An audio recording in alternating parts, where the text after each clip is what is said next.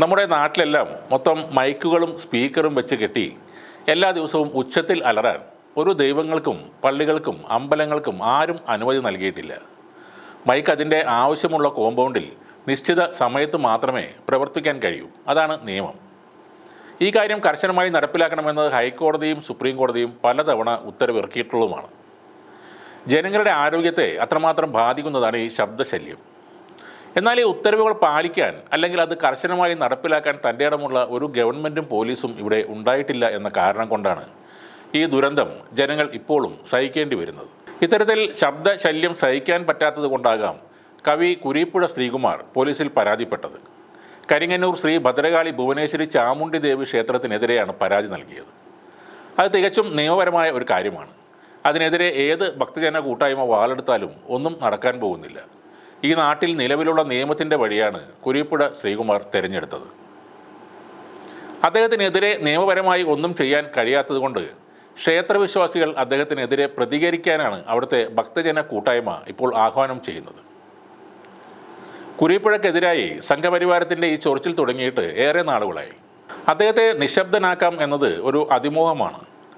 മതവും ജാതിയും അന്ധവിശ്വാസവും തലക്ക് പിടിക്കാത്ത ഒരു തലമുറ നമ്മുടെ നാട്ടിൽ തന്നെയുണ്ട്. ഭക്തി മൂത്ത് ഭ്രാന്തായവരല്ലാത്ത പുരോഗമന കേരളം അദ്ദേഹത്തോടൊപ്പമുണ്ട് എന്ന കാര്യം തിരിച്ചറിയുക. ഒരു നാവ് അറിയാൻ ശ്രമിച്ചാൽ 1000 നാവുകൾ അതിനെതിരെ ഉയരും. ഒരു ശബ്ദം ഇല്ലാതാക്കിയാൽ ആയിരങ്ങൾ ശബ്ദമുയർത്തും. പുരാതന കാലം മുതൽ ഉണ്ടായിരുന്നതാണ് ഈ ദൈവങ്ങൾ എന്നാണ് ഭക്തന്മാർ പറയുന്നത്. എന്നാൽ മൈക്കും ലൗഡ് സ്പീക്കറും എന്നാണ് ഇവിടെയൊക്കെ എത്തിയത്. മൈക്കില്ലാത്ത കാലത്ത് ഈ ദൈവങ്ങളൊക്കെ എങ്ങനെയാണ് കഴിച്ചുകൂട്ടിയിരുന്നത്? അതും കൂടെ ഭക്തന്മാർ ഓർക്കുക. വർഷങ്ങൾക്ക് മുന്നേയും കുരീപ്പുഴ ശ്രീകുമാറിനെ RSSകാർ ആക്രമിച്ചിരുന്നു. അന്ന് വധശ്രമം, കയ്യേറ്റം ചെയ്യൽ എന്നീ വകുപ്പുകൾ ചുമത്തി കടയ്ക്കൽ പോലീസ് 15 RSSകാർക്കെതിരെ കേസെടുത്തിരുന്നു.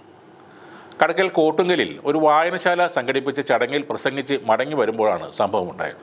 കുരീപ്പുഴ ശ്രീകുമാറിൻ്റെ പല പ്രസ്താവനകളും ഹിന്ദു വിശ്വാസങ്ങളെ അപമാനിക്കുന്നതാണ് എന്നാണ് സംഘപരിവാർ പറയുന്നത്. പത്മനാഭസ്വാമിയുടെ നാഭിയിൽ നിന്ന് താമര ഉണ്ടായതായി പ്രചരിപ്പിക്കുന്നത് BJPക്കാരാണെന്നും സരസ്വതി ദേവി എങ്ങനെ വിദ്യാദേവിയാകും, എന്ത് പുസ്തകമാണ് അവർ എഴുതിയിട്ടുള്ളതെന്നും കുരീപ്പുഴ ചോദിച്ചിരുന്നു. ഇതൊക്കെയാണ് അവരെ ചൊടിപ്പിച്ചതും. ഗണപതിയുടെ ഫോട്ടോ ഇല്ലാത്ത ഭക്ഷണശാലയായ ഇന്ത്യൻ കോഫി ഹൗസാണ് തനിക്ക് ഏറെ പ്രിയമെന്ന് കുരീപ്പുഴ ശ്രീകുമാർ ഫേസ്ബുക്കിൽ ഒരു പോസ്റ്റ് ഇട്ടിരുന്നു. അന്നും വിശ്വാസികൾ അതിനെ എതിർത്തിരുന്നു.